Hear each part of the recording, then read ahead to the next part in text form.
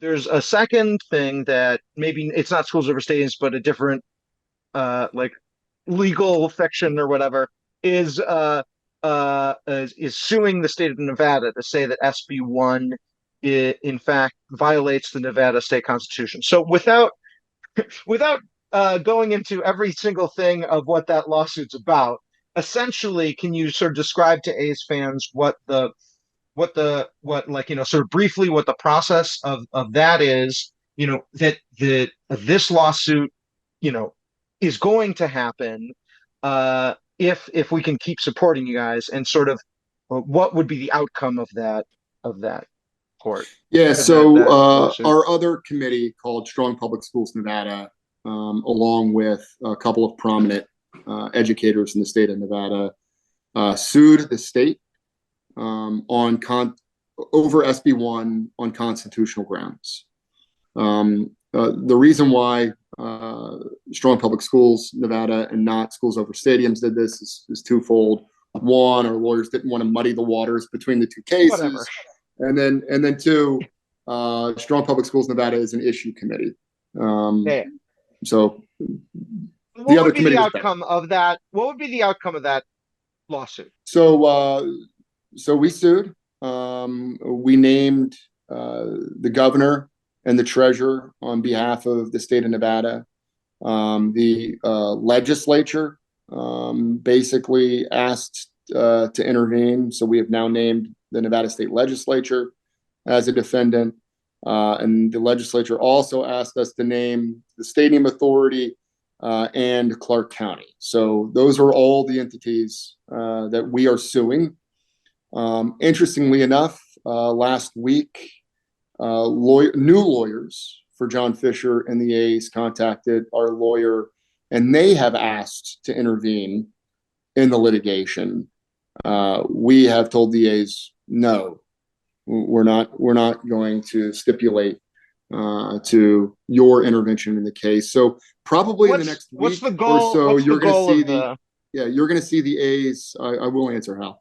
You're going to see the A's basically filing a motion against educators again in the next week or two to get in on this case, and we're gonna oppose them, and that's going to be a little skirmish before the actual fight on the substance of the item. So the substance of the item is we believe SB1 violates 5 sections of the Nevada State Constitution.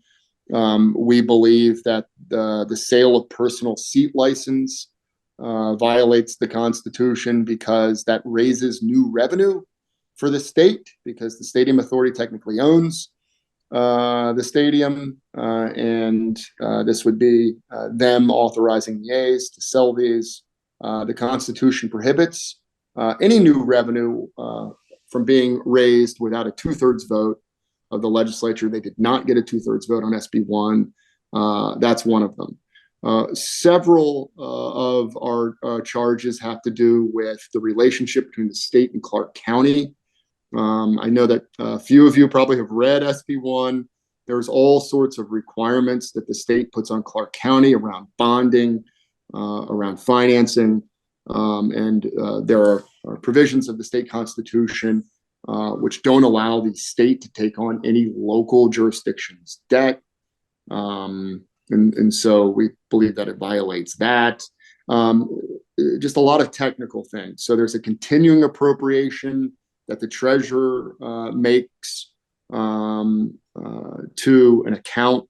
They initially funded it with $14 million to basically buy down preferred interest rates on the bonds.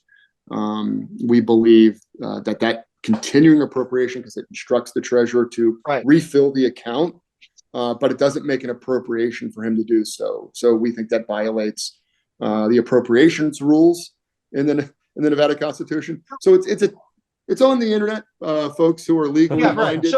Please read it. We think each of our causes of action are pretty good, and we only really need to win on one. And if you win on one, you're basically taking away a huge portion or maybe all of SB1, right? So that would do the same job as a referendum. And depending on which one we win, I mean, depending on which, yes. If we win on all of them, it's gone. it's Yeah, dead. If we win on one or two of them, it is likely gone and or and the dead. point Yeah. and the point that we were talking about earlier is that since John Fisher is having such a hard time raising this money, getting all his ducks in a row, potentially even winning on one could be a fatal blow. Certainly winning on all would almost certainly be a fatal blow. Rob Manfred said, them getting rid of, them getting the referendum, basically essentially getting rid of SB1 would really mean that would be the only way that MLB would have to like, reconsider this whole thing. So, um, I've always viewed, and I've sort of made it very known on this podcast, but like I've always viewed this to be a huge opportunity for A's fans.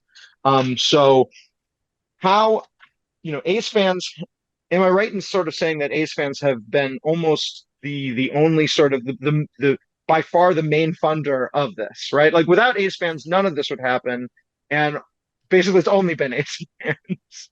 So Well, we've been well, yeah Hal, I'll just say this. I don't want to minimize what a lot of our members have done in right Nevada. We do have, significant contributions, meaningful contributions coming in from Nevada residents and teachers and other educators in the state. There are progressives in our broader coalition who support us. But you're right. An overwhelming majority, you can look at our filings of resources that we've used other than kind of any organizational in-kind resources that we've been dedicating to this fight have come from A's fans, and it's been largely rank and file A's fans contributing $50 or $100. We've had a few larger checks coming as well, which has been very helpful. But the truth is this: a referendum is expensive. I've publicly said before that probably it takes $1 million is sort of the going rate in Nevada to qualify a referendum, because of how the state kind of is set up.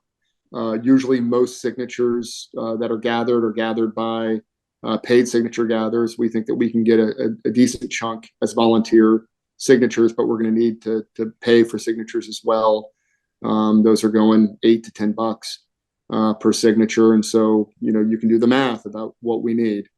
And then on the the litigation side, lawsuit yeah our lawyers also cost money.